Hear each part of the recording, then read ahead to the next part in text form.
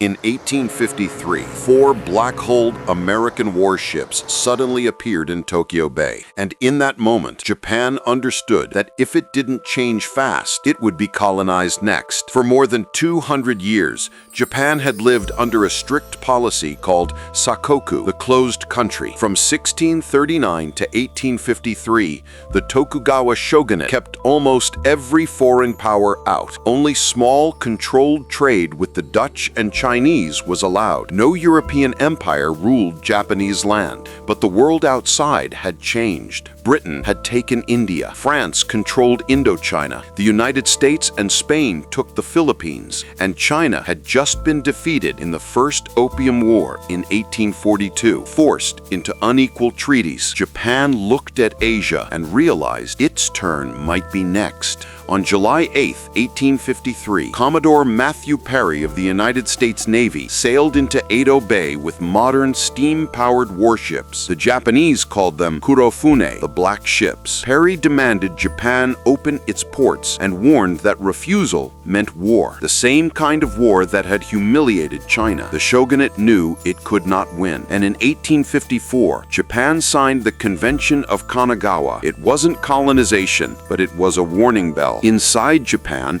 a storm began to build. Many domains, especially Satsuma and Choshu, believed Japan would be colonized unless it modernized immediately and completely. Tension turned to conflict. By 1868, the Tokugawa shogunate collapsed during the Boshin War, and a new government rose around Emperor Meiji. This moment changed Japan forever. Japan made a decision almost no other Asian nation made in time. It would modernize faster than the West could colonize it. Between 1868 and 1900, Japan transformed at an unbelievable speed. The samurai class was abolished. A national army was created. Factories, railroads, telegraphs, modern schools, and Western-style laws appeared across the country. Students were sent to Britain, France, Germany, and the U.S. to study engineering, shipbuilding, military science, economics, and medicine. Japan wasn't reforming slowly. It was reinventing itself, and soon the world would see the results. In 1894, Japan went to war with Qing China in the First Sino-Japanese War. The outcome shocked the world. Japan, once a feudal nation, defeated one of the largest empires in Asia in only a few months. The Treaty of Shimonoseki in 1895 confirmed it. Japan was now a rising power, not a victim.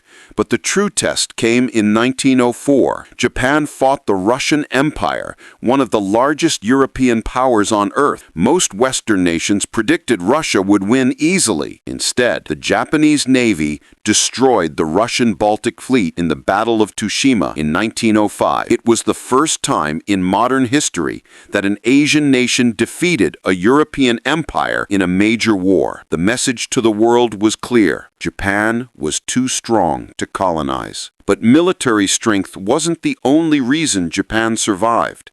Geography played a crucial role. Japan is a chain of islands, no borders to walk across, no easy invasion routes. Any army trying to conquer it needed a massive navy. Even centuries earlier, in 1274 and 1281, the Mongol Empire attempted to invade Japan. Both invasions failed, the second destroyed by a massive typhoon. While later myths romanticized this event as kamikaze, the key fact remains: Japan's island geography made invasion extremely difficult. Japan also had another advantage: unity. Unlike many colonized regions with diverse kingdoms and rival ethnic groups, Japan had a relatively unified cultural and political identity. When the Meiji government called for modernization, the nation followed. Japan also studied the colonization of Asia very carefully. It watched how Britain dominated India, how France conquered Vietnam, how unequal treaties weakened China. Japan's leaders drew one conclusion: if they did not match Western technology and government systems, Japan would fall just like the others. So Japan moved faster than history's danger. By the early 20th century,